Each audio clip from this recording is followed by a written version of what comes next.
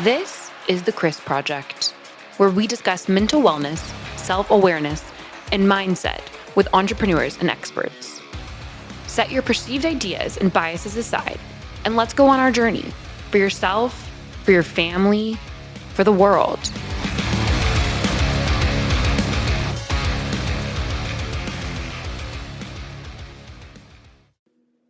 Welcome to another episode of the Chris Project. I am your host, Christian Brim.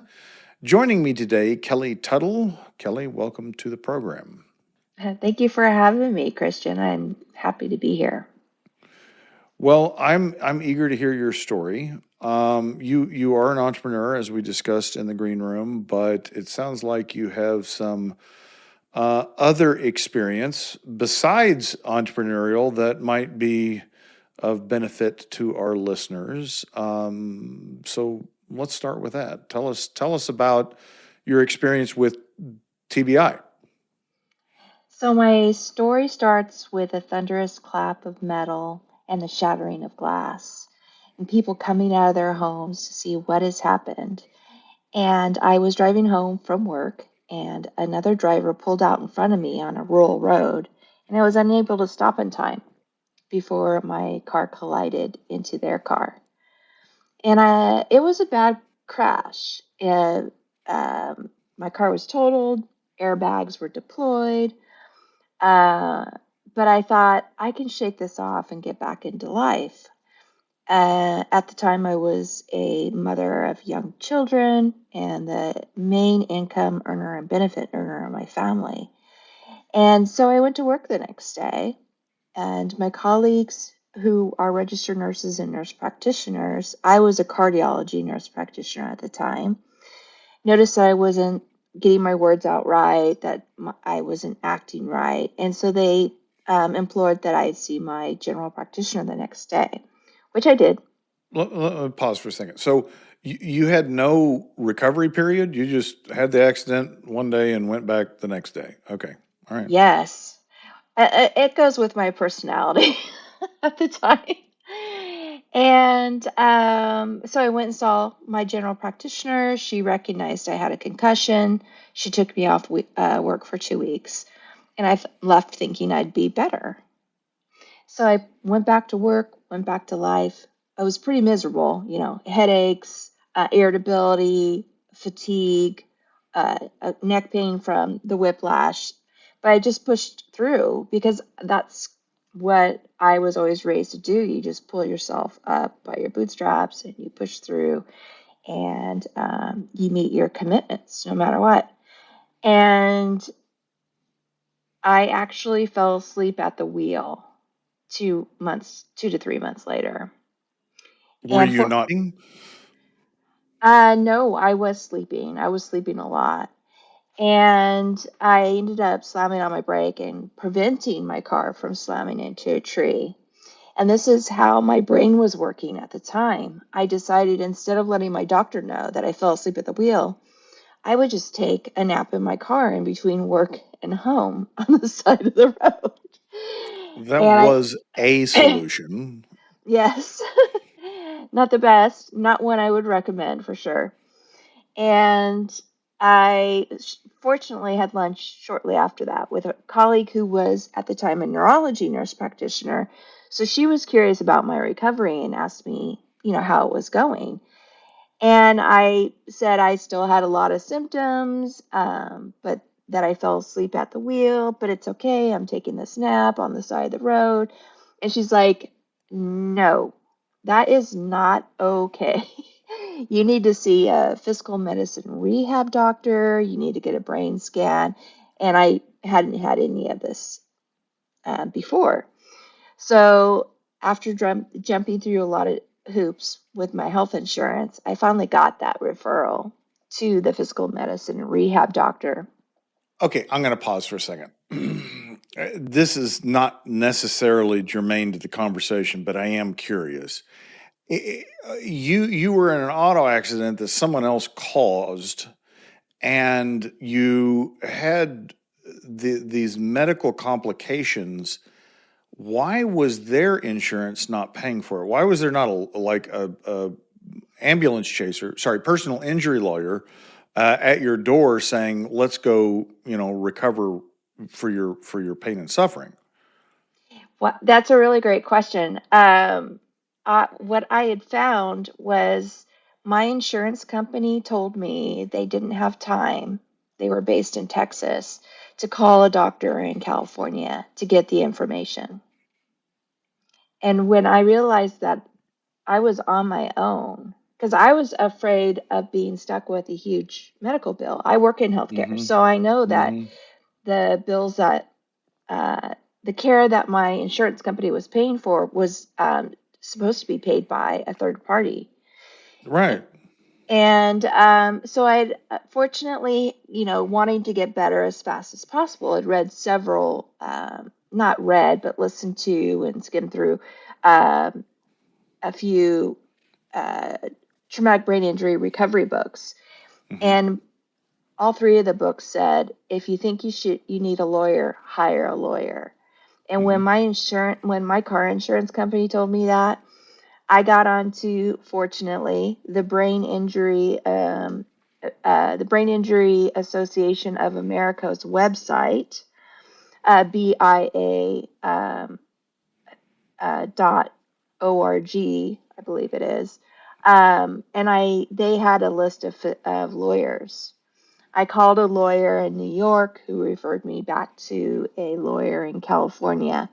And that's when really some drastic steps were taken into my recovery because my lawyer knew about specialists outside my health insurance.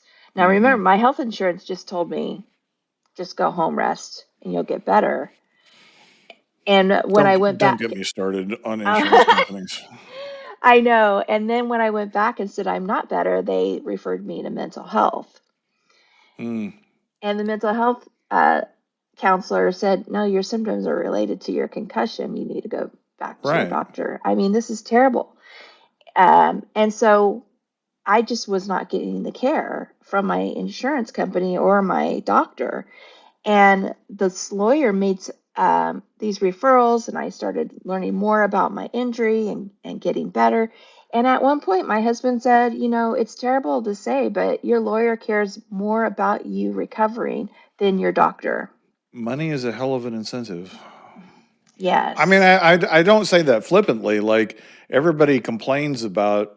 I even called them ambulance chasers, but the reality is that they serve a purpose, and the fact that they're monetarily incentivized is not necessarily a bad thing. Yes, and these type of lawyers that so if you were to hire a lawyer after a car accident, you want to get one who specializes in traumatic brain injuries. And these people, they attend seminars and education related to brain injury recovery and treatment. And so they are really on top of the knowledge related to brain injury care as opposed to a general practitioner type doctor. Sure. But yeah, so if this happens to any of your listeners, definitely go to the Brain Injury Association of America website, find a lawyer because they list lawyers that specialize in traumatic brain injury. So you got hooked up with some specialists. It's not necessarily important to the story. It's probably very important to you. Did you recover your financially from the person responsible? I did. I did recover my medical expenses and so forth and lost wages. Good. Okay. So I'm. Did any of this injury recovery, et cetera, lead you to entrepreneurship? Leading you to I don't being an author, podcast host, et cetera. Yes. So when I saw that physical medicine rehab doctor, she took me off work for 3 months Mm-hmm. so I could focus on my recovery, and she sent me to several therapists, speech therapy, physical therapy, neurotherapy. And when it was time for me to go back to work, the 2 weeks prior, I was freaking out because I was like, I don't know what my brain needs Mm. to support it to function well while I'm at work. And so I was going through all these books, websites. It was exhausting. I was tired. I had a headache. I had difficulty remembering things that I read. So it was a real struggle. And I didn't want anybody to ever go through that. So when Mm-hmm. I wrote my book after the crash, How to Keep Your Job, Stay in School, and Live Life After a Brain Injury, I wanted all that information, the tools and strategies that worked for me and were recommended by specialists, to be in one book, one space, so that someone who wanted to go back to their job could pick it up and start implementing those strategies right away. Mm-hmm. And so did you go back to work as a nurse or no? I did. Okay. I worked for about a little over 7 years after my brain injury. Okay. And then moved to full-time entrepreneurship? I did. I ended up retiring early, Mm-hmm. and at 55 because I Mm-hmm. couldn't keep up with the workload.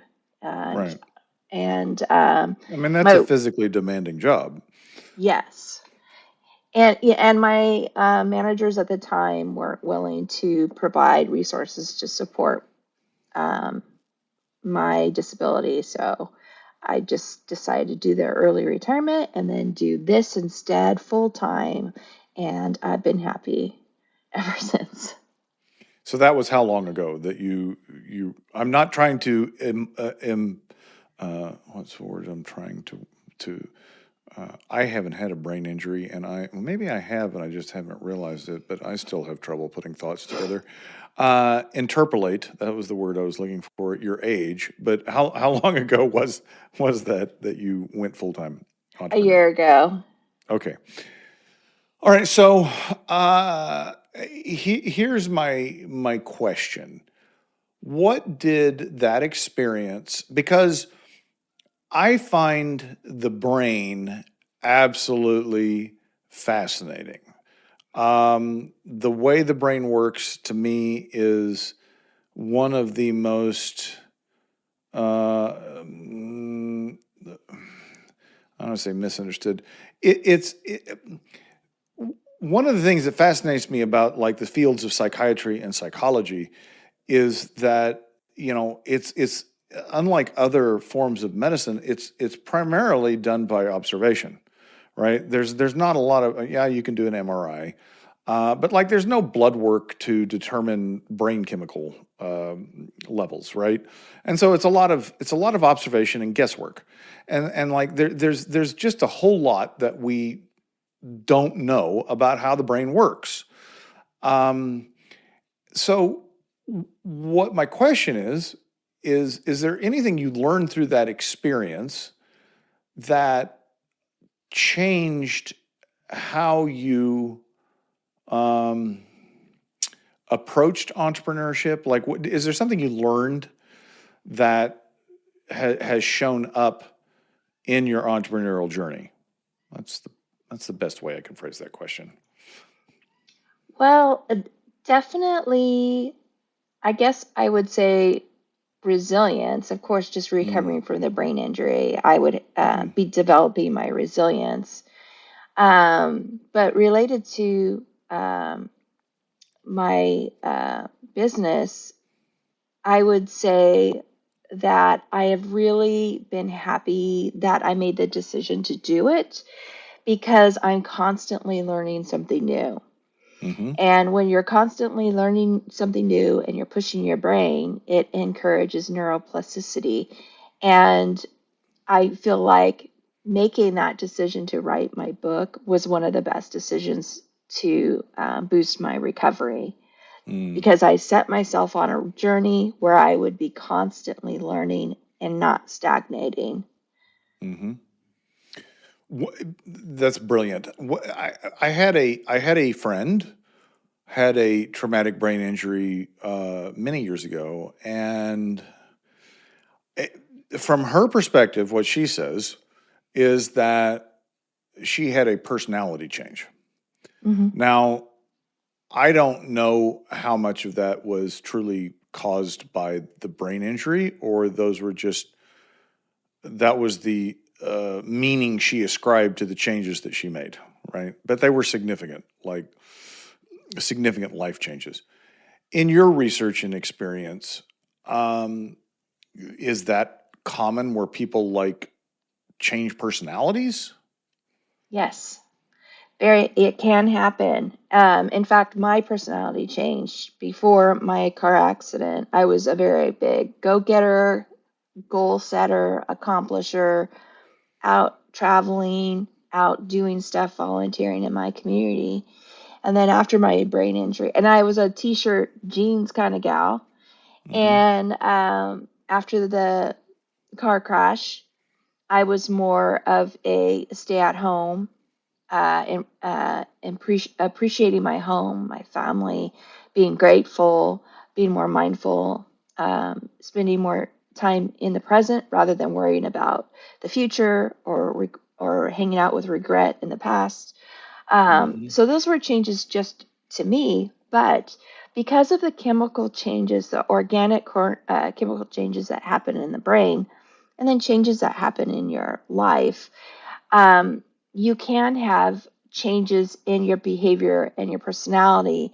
And brain injuries do increase your risk of suicide and suicide ideation. And so caregivers do need to watch their loved ones who are recovering closely.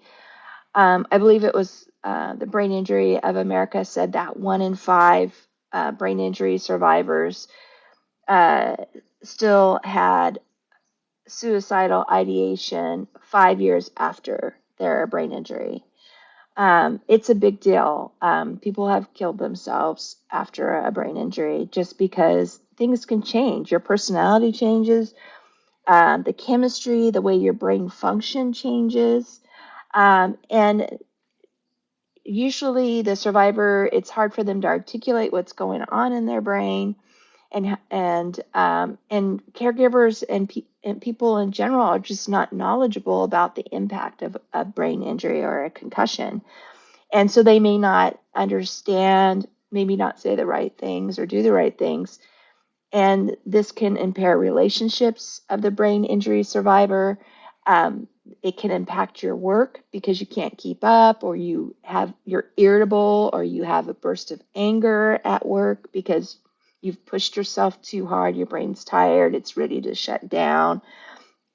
And if you lose your relationships and you lose your job, then you're at risk of um, using drugs and alcohol, and the spinning can continue to go down.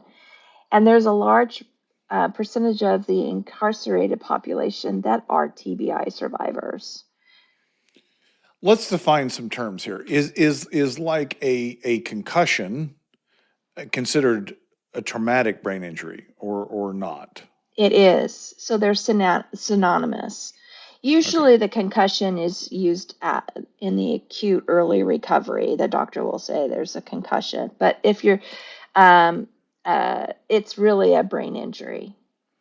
So the brain injury continuum would be like you fell down, hit your head, you have a concussion, all the way to like maybe an industrial accident or a soldier where they like lose part of their brain or there's some direct injury to some part of their brain. So that is that accurate? Yes. So there's lots of ways that you can develop a brain injury, and some of them you listed. So there's falls, there's vehicle motor accidents, blast injury Mm, from the military, domestic abuse survivors are TBI survivors also. It can happen at work. So I've had nursing colleagues I've known who've been punched and knocked to the ground who have sustained brain injuries. Um, same in any industry where there's a high risk of bodily injury. So you don't have to actually hit your head hmm to sustain a brain injury. It could be just an acceleration, deceleration type hmm instance, maybe some twisting, what happens is that the gray matter, which is the top part of the brain, and is heavier than the white matter, and they can shift. And that Mm, shifting shears the brain cells connections to each other. And then there's, the little bit of movement in the brain that can cause damage. And then the worst is, when there's twisting, because you'll get more of a shearing of those connections. But other ways people don't realize or forget is strokes. mm, If you yeah. have a brain tumor, because that tumor is going to get push on cells, it's going to cause brain damage to those cells around the tumor. Um, Hypoxia episodes, either through cardiac arrest or near drowning, uh, poisoning, lead poisoning, carbon monoxide poisoning, and infections like meningitis or repeat COVID-19 infections can There's the cause. answer. I did have a brain injury. I had viral meningitis as a child. There, I've named it. I knew I had something wrong with me. Um, And that if was yeah, but thinking back about that, that was like the worst headache I've ever had in my life was yes, meningitis. Like that was awful. Um, is there a lot of crossover in treatment with brain injuries and PTSD? well, you yes, because when usually how someone obtains a brain injury, and where we were, and when I was talking about like the traumatic brain injuries, Um, there can be PTSD because a traumatic event happened, right? Right, You were either right. in a car accident, you fell down the stairs, so you can still have PTSD even if you're not in the military and been exposed to blasts or Sure. being hit in the head. But even being hit in the head, I read about one brain injury survivor. She was at the bottom of stairs and some kids were playing up on top and they dropped their basketball on the top of her head. I mean, it can be traumatic. Hmm. So in the treatment, I mean, because I understand that the brain, like the rest of the human body, is resilient and adaptable. Do is it possible to fully recover from a traumatic brain injury? I think that there's people out there that do feel like they have fully recovered. Um, and there are some people who do get better after 2 weeks or a couple months, but there's a lot of people who don't and end up with symptoms throughout their lifetime. And one of the examples that I use to kind of paint this picture is that when you break your ankle, you expect to be in a cast for 6 weeks or 8 weeks, do therapy, and then you'll be better and you'll be able to walk on your ankle, right? Hmm.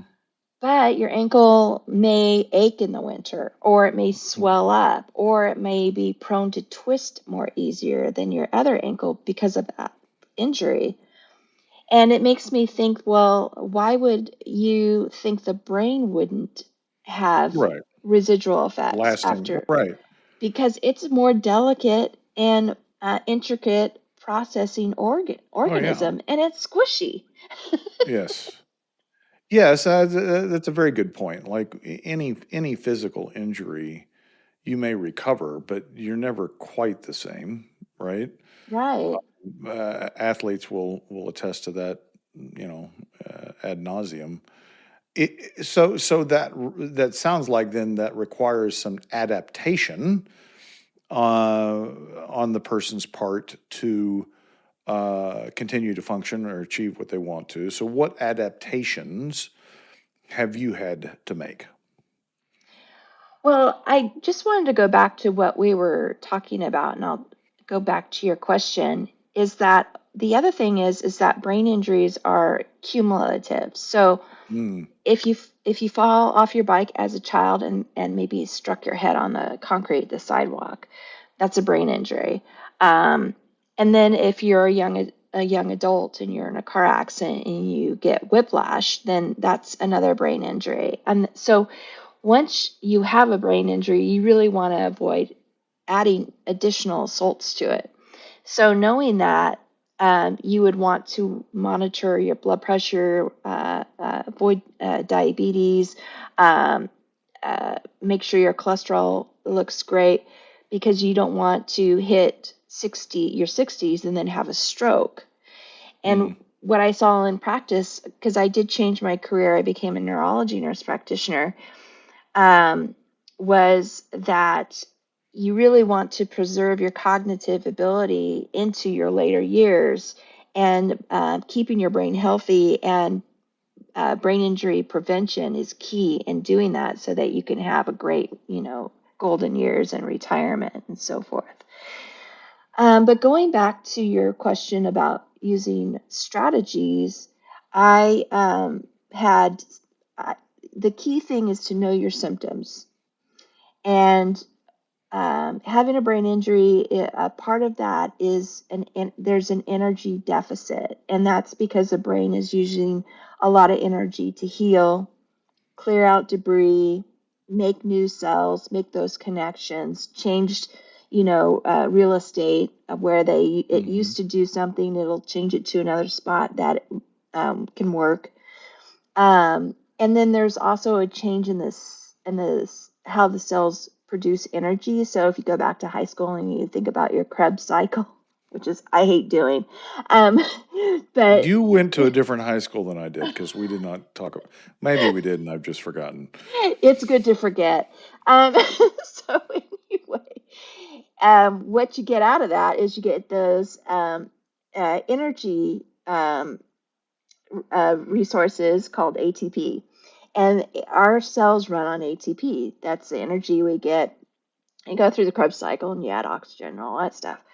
Well, that process happens in the mitochondria of the cell. And when you have a brain injury, cells die, and those Hmm. mitochondria get damaged or die too.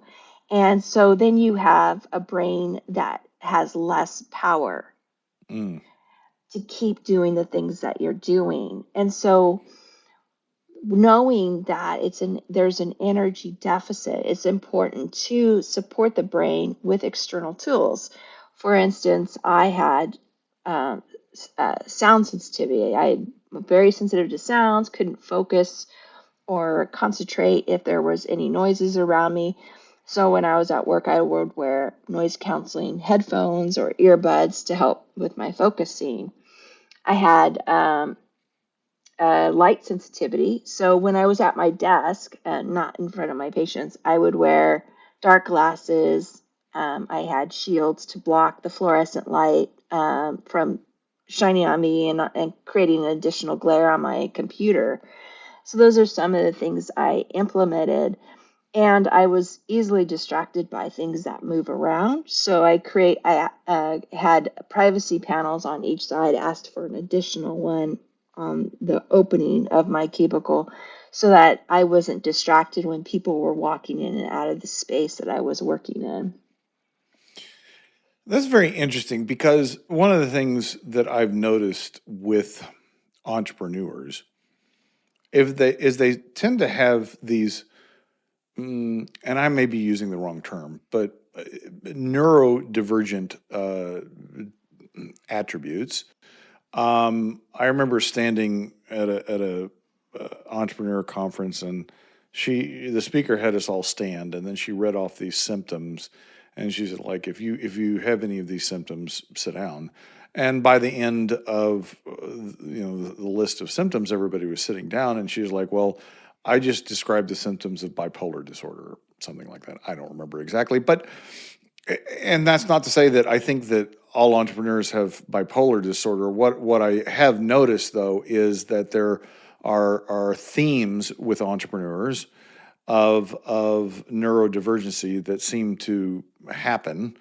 I'm wondering if because the things that you described, sensitivities, distractions 100%, like sounds, motion, not about light sensitivity, but I guess I'm curious, in any of your research or experience, you've drawn any not causation, but correlation. Is there any correlation in that data around um, things that show up for entrepreneurs versus things that show up in traumatic brain injuries?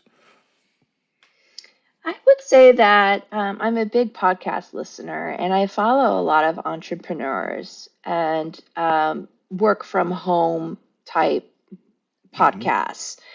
And I have seen a pattern, not that I've seen research to support this, but I have seen a personal Yeah, we're just pattern. making shit up here. I mean, we're not breaking new scientific ground here. I have noticed a lot of them that I follow have a history of ADHD or Hmm. some type of neurodiversity, and I f- I f- I feel like the corporations, large corporations, I feel I could speak for, not small businesses or medium um, businesses, but large corporations are not accommodating to neurodivergent individuals. Um, for instance, like for me, I needed a private office to work in, and I was told there is none. You have to work in this open workspace, which was a nightmare. Hmm. Um, and I've heard other stories where, people just did not do well in the corporate, under corporate employment. And that's Hmm. why they kind of left and are doing their own thing. Mm. And I kind of attribute some of my entrepreneurial steps not only to the brain injury, but also being Gen X. You know, Mm. when I was a kid, I was left at home alone. And if something, and that was before cell phones and the internet and all that stuff. So if something went wrong or didn't work, I had to figure out how to fix it. Well, I'm still trying to figure out. I was having this conversation with my wife recently, and we've had it multiple times. Like when we were kids and like plans didn't happen, how the hell did we communicate with each other? I don't know. Like, it was show up at the arcade on Friday night, and then if you show up at the arcade and no one's there, like, how do you know where everybody went? I don't know. We figured it out, but like, yeah, I have noticed like there are alternatives to being completely connected all the time. That's just an aside. So you do see similarities. I would agree with that statement about large corporations. I would say the education system as well. Like divergence of thought is not wanted. Not it's not wanted. Like Yes. they do not want you to think outside the box in Mm-mm. any way. So I think whether you had it naturally or you had some of these things because of a traumatic brain injury, I don't think that's necessarily a bad thing because I think we need more divergent thought rather than more convergent thought. Exactly. So one of the things that was a problem at my job as a nurse practitioner was my time with my patient was limited. Mm, And so I had information I wanted to share with them, but I didn't have time to do that. And sometimes, if when you're sick or you're stressed or anxious, you're not open to hearing it at that moment mm, too. And being in the doctor's office is highly stressful for a lot of people. yeah. So that was frustrating, and I felt like um, I wasn't able to do my job as a nurse. Like nursing, we go to school to learn how to educate patients about their disease processes and how to live with them, and Mm-hmm, and not being able to do that was disheartening. mm, And when I wrote my book, I realized, oh my gosh, I broke out of the exam room and I can mm, reach people with all the information I've been wanting to share with all my patients out of the exam room. And mm-hmm. so it was more of seeing a problem and breaking out of the box and meeting the needs that I knew were out there. I love that. That's almost a gift, right? Like that before the brain injury, you couldn't do the job the way you wanted to do it. But now you can. I love that. How do people find your book if they want to learn more, listen to your podcast, etc.? What's the best way to connect? The best way to connect is my website at kellytuttle.org. That's Tuttle. My book, you can find it at Amazon. It's also on Audible. So if any of your listeners like to listen to their books, it's on Audible. Did you And it, narrate it? yes, I did. Nice, nice work. That was fun. That That was was the interesting. unusual challenge. That was It yes, was. Oh yes. yeah, because I have some aphasia, and so sometimes even though I want a word to come out, it doesn't come out right. So that was really interesting. It was a lot of work, but it was worth it because I know a lot of people needed the Audible version to be able to get to the information. But my book is also, you can get it at any of your favorite indie stores. And the Um, title again was After the Crash: How to Keep Your After the Crash. Job, Stay in School, and Live Life After a Brain Injury. And my podcast is The Mindful Return with Kelly Tuttle. Perfect. Listeners, we'll have all of those links in the show notes. If you like what you've heard, please rate the podcast, share the podcast, subscribe to the podcast. Until next time, remember, you are not alone.